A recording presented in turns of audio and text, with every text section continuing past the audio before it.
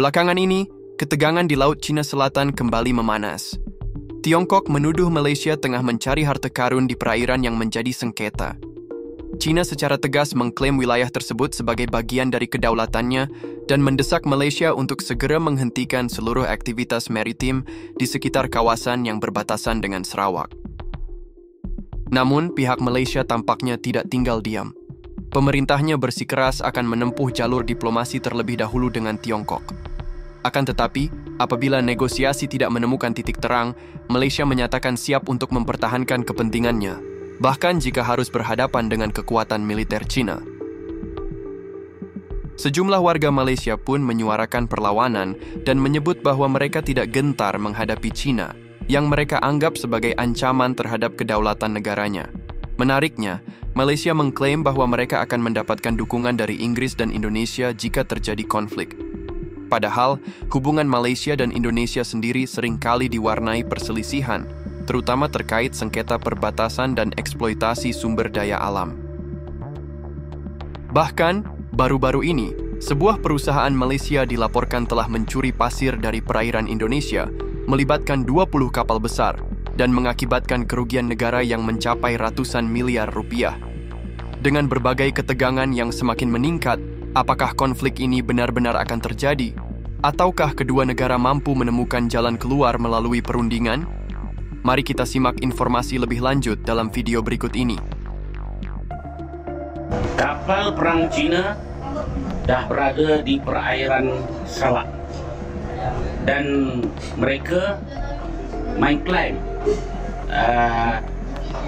rombongan minyak Petronas itu bukan di perairan Malaysia, sudah memakan perairan milik mereka. Sedangkan Malaysia jelas mengatakan itu adalah kawasan milik Malaysia. Dan perundingan mungkin akan dijalankan. Dan PMX ketika wartawan tanya, kalau perundingan tak selesai, jawab PMX, perang. Kan? Nah, apa perang lagi kita ni? Tapi perang pun bukanlah mudah.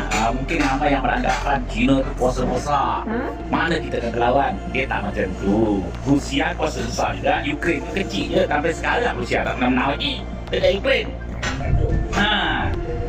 Malaysia pun ada kekuatan selain daripada dia sendiri. Malaysia juga termasuk dalam negara Commonwealth. Dalam negara Commonwealth memang ada perjanjian keselamatan. Kalau mana-mana negara Commonwealth diserang oleh negara lain, seluruh negara Commonwealth akan membantu. Selain daripada itu, Indonesia juga terlibat kawasan itu. Dan mereka juga pasti akan menyebelahi Malaysia dan akan membantu. Yakin kan? Jadi tuan-tuan, janganlah ingat Malaysia, jangan pandang Malaysia di sebelah mata. Malaysia juga banyak kekuatan. Antaranya komando Malaysia termasuk di antara komando yang terbaik di dunia. Selain daripada Israel, komando Malaysia termasuk yang terbaik di dunia. Dan dalam perang-perang seperti di apa dulu? Saya ingat Bosnia, di Kongo, lepas tu di mana lagi di semua tentera-tentera Malaysia bahkan juga banyak dan pernah menyelamatkan tentera-tentera Amerika. Jangan main-main tu. Jadi itulah kata saya, jangan pandang sebelah mata dengan siap Malaysia. Sekali sepertinya ya, apabila berperang katanya dengan. Okeylah.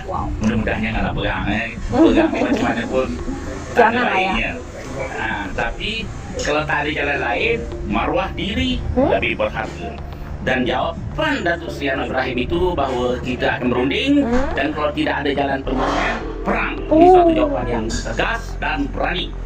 Macam itulah jadi pemimpin.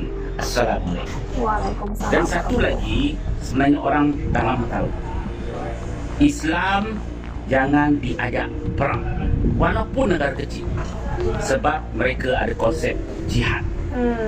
Jihad.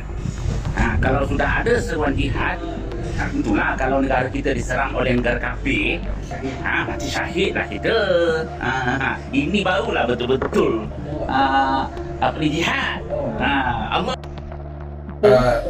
Indonesia telah membina jalan raya di atas sempadan. Setengah tempat tepi sempadan dan setengah tempat terkena batu kita.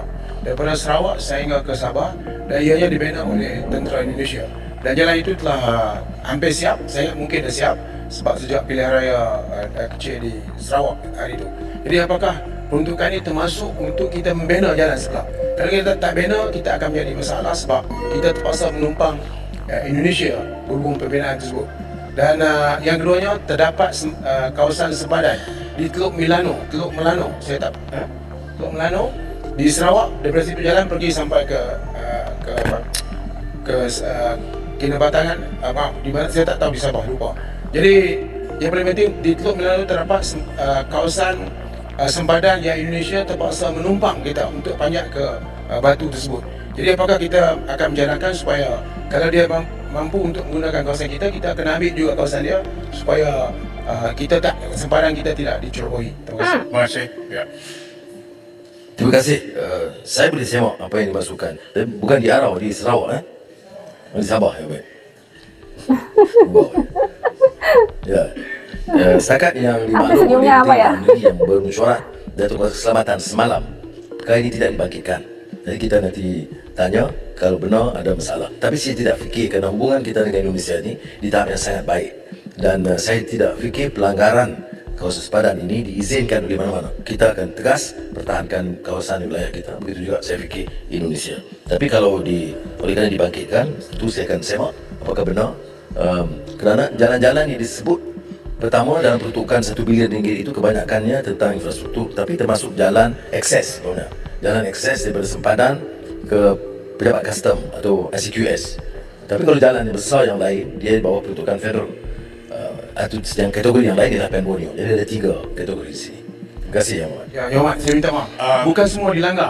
Ada setengah tempat. Saya pergi sendiri, Yang Muhammad. Okey. Cuba saya cerita. Boleh. InsyaAllah. Saya tak kata tak betul. Saya kata minta maklumat tambahan.